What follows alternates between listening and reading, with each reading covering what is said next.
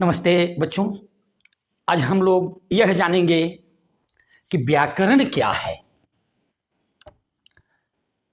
आज हम लोग विस्तृत रूप से व्याकरण के बारे में जानेंगे। देखिए, मानव सभ्यता के साथ साथ भाषा और लिपि दोनों का विकास हुआ। भाषा के विकास जब हुआ तो उसके स्वरूप को व्यवस्थित करने के लिए नियमों की आवश्यकता पड़ी ताकि भाषा का मानक रूप बना रहे, और इसके लिए व्याकरण जो है उसके माध्यम से नियम बना।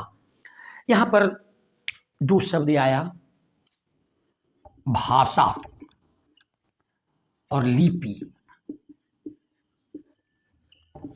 अब हम लोग जानें कि भाषा क्या है।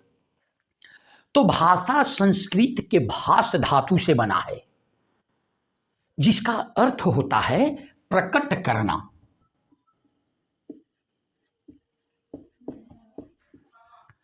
और लिपि का अर्थ होता है चिन्ह। तो हम लोग ये दो चीज के बारे में जान लिए। अब यह जानेंगे कि व्याकरण का शाब्दिक अर्थ क्या होता है। तो व्याकरण का शाब्दिक अर्थ होता है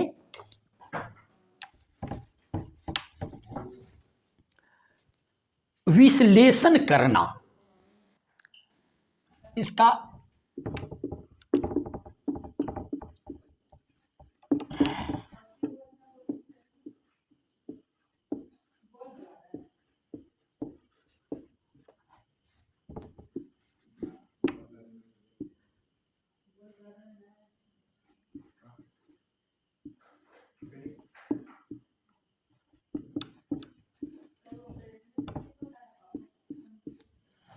देखिए, व्याकरण का शाब्दिक अर्थ होता है विश्लेषण करना। अब यह जानेंगे कि यह विश्लेषण क्या है। तो विश्लेषण का मतलब होता है छानबीन करना या जांच पड़ताल करना। आगे बढ़ते हैं।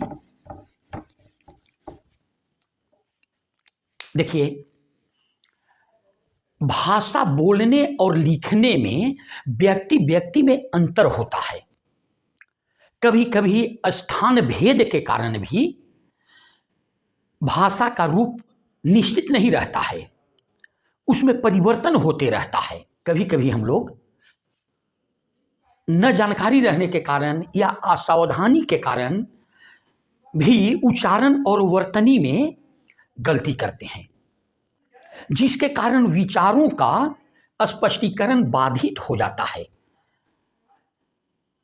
व्याकरण जो है वह भाषा की शुद्धता और एकरूपता को बनाए रखती है। अब देखिए, यहां पर एक चीज आया, एकरूपता।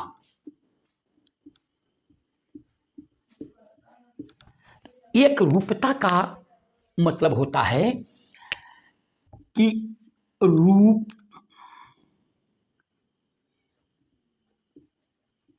प्रकार, रूप, प्रकार,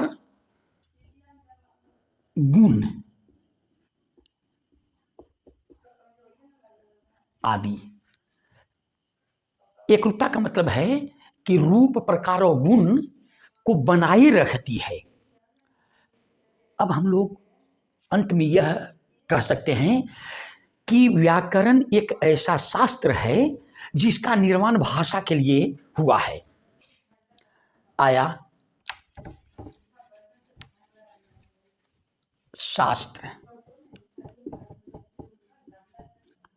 शास्त्र का अर्थ होता है विज्ञान, और दूसरा आ रहा है निर्माण।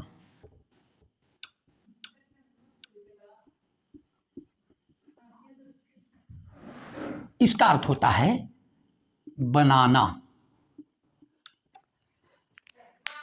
तो व्याकरण एक ऐसा विज्ञान है जो भाषा निर्माण के लिए, माने भाषा को एकदम बनाए हुए रखती है। अब हम लोग यह जाने कि व्याकरण में जब इतना गुण है तो व्याकरण को तोड़कर उसके अर्थ को जानते हैं। देखिए, व्याकरण जो है वह वी प्लस आ प्लस करण, व्याकरण वी प्लस आ प्लस करण के योग से बना है।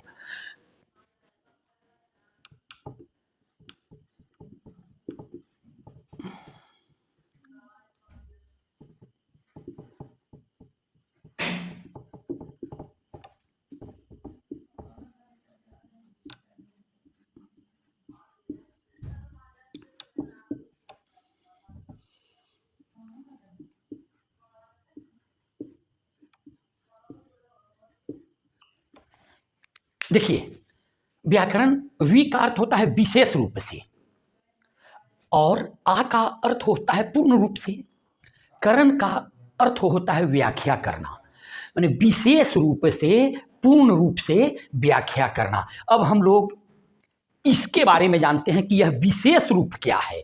तो विशेष रूप का मतलब होता है कि जिसमें औरों की अपेक्षा कुछ अधिक हो। विशेष रूप का मतलब यही होता है कि जिसमें औरों की अपेक्षा कुछ अधिक हो, और पूर्ण रूप से इसका अर्थ होता है कि पूरी तरह से 100%, और व्याख्या का अर्थ होता है सही रूप से समझाना। अब हम लोग समझ गए कि व्याकरण का निर्माण कैसे हुआ, विशेष रूप से, पूर्ण रूप से, और व्याख्या करना का अर्थ क्या होता है। अब हम यह जानने का प्रयास करेंगे कि व्याकरण जो हम लोग हिंदी पढ़ रहे हैं, तो हिंदी व्याकरण के जन्मदाता कौन है। तो हिंदी व्याकरण के जन्मदाता बनारस, जिसको अभी वाराणसी भी कहते हैं, वहाँ के एक आचार्य थे जिनका नाम था दामोदर पंडित। उन्होंने 12वीं सदी के उत्तरार्ध में, देखिए उत्तरार्ध का मतलब होता है कि जो समय चल रहा है, आधा से ज़्यादा समय बीत जाने के बाद 12वीं सदी के उत्तरार्ध में उन्होंने एक ग्रंथ की रचना की।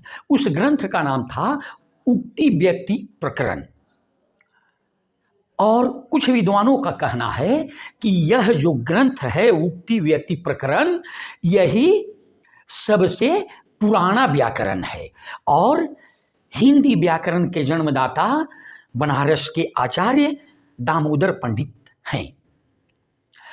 अब एक चीज और जान लेते हैं कि 12वीं सदी में आचार्य दामोदर पंडित जो ग्रंथ की रचना की, उसके आधार पर उनको हिंदी व्याकरण के जन्मदाता माना जाता है। लेकिन हिंदी को सरल और आसान तथा विस्तृत रूप से उपयोग करके मानक रूप वैज्ञानिक दृष्टि से संपन्न करने का काम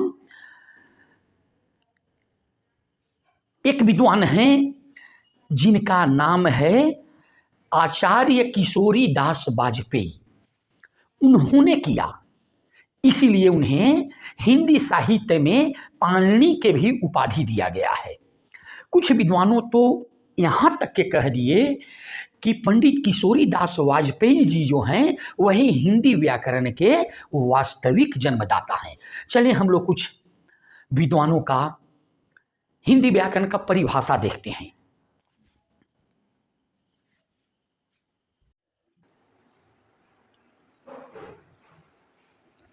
चलिए अब हम लोग व्याकरण के परिभाषा को देखते हैं। तो सबसे पहले जो हिंदी व्याकरण के मानक रूप को दिए आचार्य किशोरी दास वाजपेयी जी, उनके अनुसार व्याकरण का परिभाषा क्या है। आचार्य किशोरी दास वाजपेयी जी कह रहे हैं कि व्याकरण भाषा के विवेचन का नाम है। देखिए यहाँ पर एक शब्द आया विवेचन। विवेचन, तो विवेचन का अर्थ होता है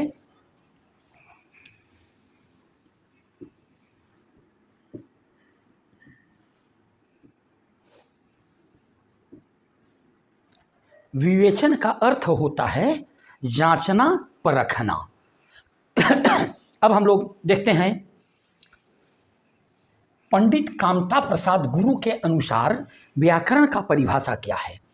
जिस शास्त्र में शब्दों के शुद्ध रूप और प्रयोग के नियम का निरूपण होता है व्याकरण कहलाता है। यहाँ पर आया निरूपण। अब देखते हैं कि निरूपण का अर्थ क्या होता है।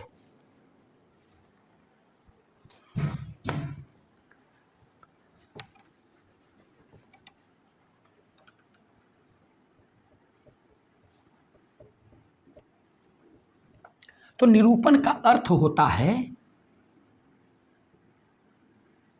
छानबीन। निरूपण का अर्थ होता है छानबीन।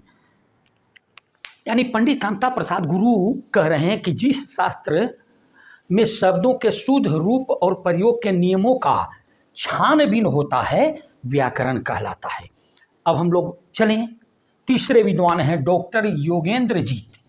इनके अनुसार क्या है, सार रूप में प्रचलित भाषा संबंधी नियमों का कथन करना ही व्याकरण है। यहाँ पर एक शब्द आया सार रूप।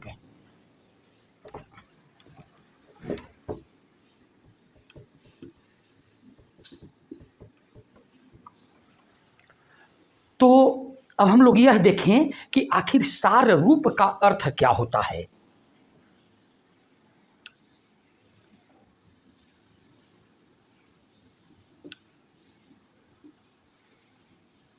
सार रूप का अर्थ होता है आदि से अंत। अब देखिए इनके अनुसार क्या परिभाषा है। आदि से अंत रूप में प्रचलित भाषा संबंधी नियमों का कथन करना ही व्याकरण है। लेकिन सबसे प्रचलित जो व्याकरण का परिभाषा है, जिसे हम लोग बचपन से पढ़ते आए हैं, अगर किसी बच्चे से पूछा जाए तो वह इस परिभाषा को धड़ल्ले बताता है।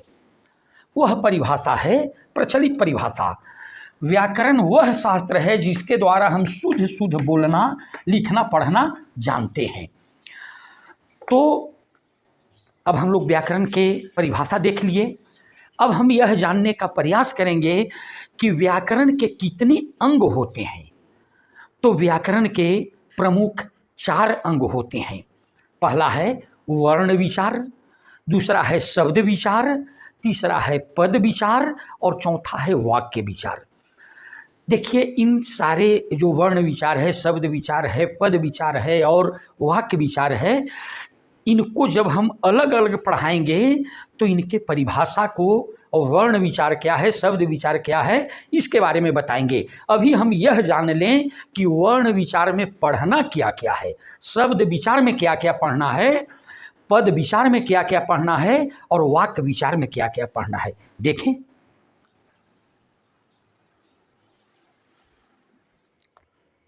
तो हम लोग बहुत सारे विद्वानों का व्याकरण के परिभाषा को देख लिए। अब हम यह जानेंगे कि व्याकरण के प्रकार कितने हैं। तो अध्ययन के बाद पाते हैं कि व्याकरण जो है उसका 4 प्रकार होते हैं।